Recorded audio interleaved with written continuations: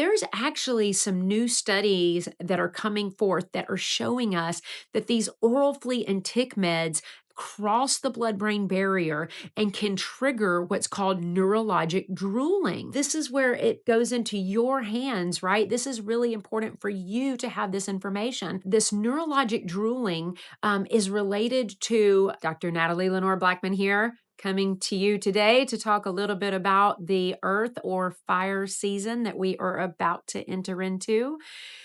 We are already feeling the humidity and the heat here in the South, and this is a very common time of year for us to start getting the allergy phone calls, right? The dogs that are now chewing their paws, shaking their head, maybe have hot spots showing up.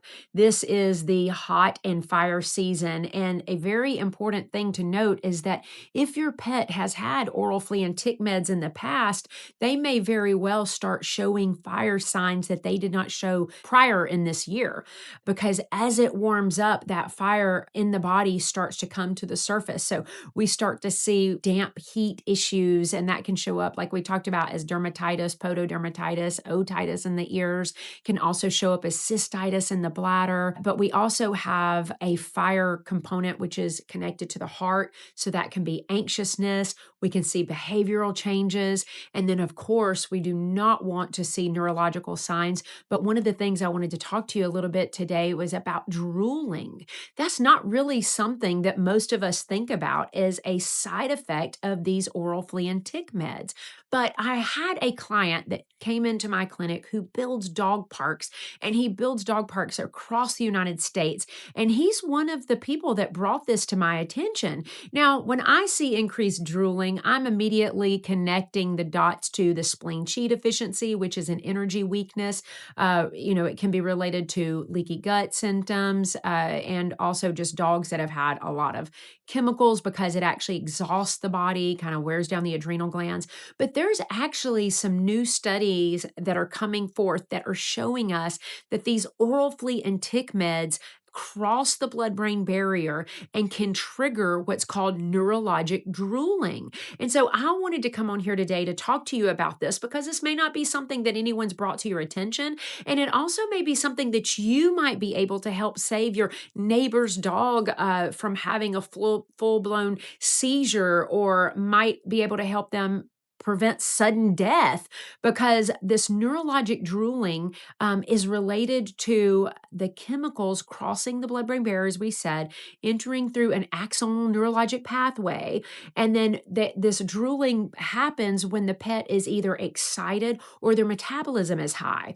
So us as the veterinarian may not notice this symptom on a physical exam, and the client may not even think to bring this up to us. So this is where it goes into your hands, right? This is really important for you to have this information, because you may be at a dog park, you may see your neighbor's dog having excessive drooling. We also want to get this information out to groomers, to those working at doggy daycares, but because they are on the front lines where they're seeing these dogs in an excitatory state, and they may be able to help prevent this pet from going into a seizure, or, as we said, sudden death, stroke. These are all common side effects of oral flea and tick meds. I wanted to come on here and just bring this to your attention so that you may be able to begin to realize this subtle symptom is actually showing us something very serious and much deeper in that pet's body.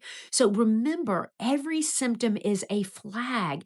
Every symptom is here to tell us that something deeper and more serious is going on in the body. There is no symptom too small, we say in Chinese medicine, that is not important. I wanted to just bring this to your awareness. I want you to start thinking about it, especially if you've ever seen it in your pet. If you notice your pet playing, playing ball, or maybe swimming in the lake this summer, or anything like that, and then you notice this kind of, drooling, this like dripping that they have coming from their mouth, it's not slobber, it's actually a neural drooling or a neural drip. And if you were to notice that in either your own pet or maybe your neighbor's pet or a friend's pet, this is something that you could bring to their attention to ask the question, hey, is your pet taking an oral flea and tick medicine?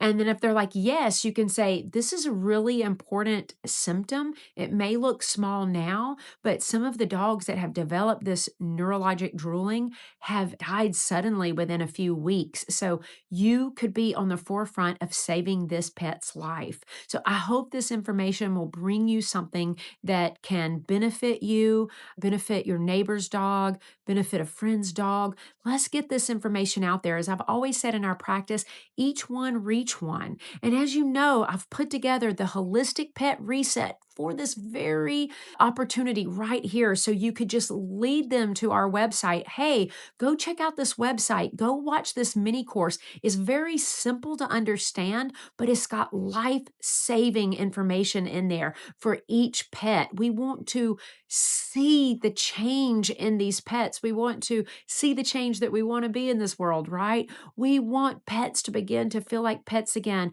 We don't want them to have a miserable summer. We don't want pet parents rushing to the ER over neurologic symptoms that could have been prevented. Remember, we're going for proactive care, not reactive care.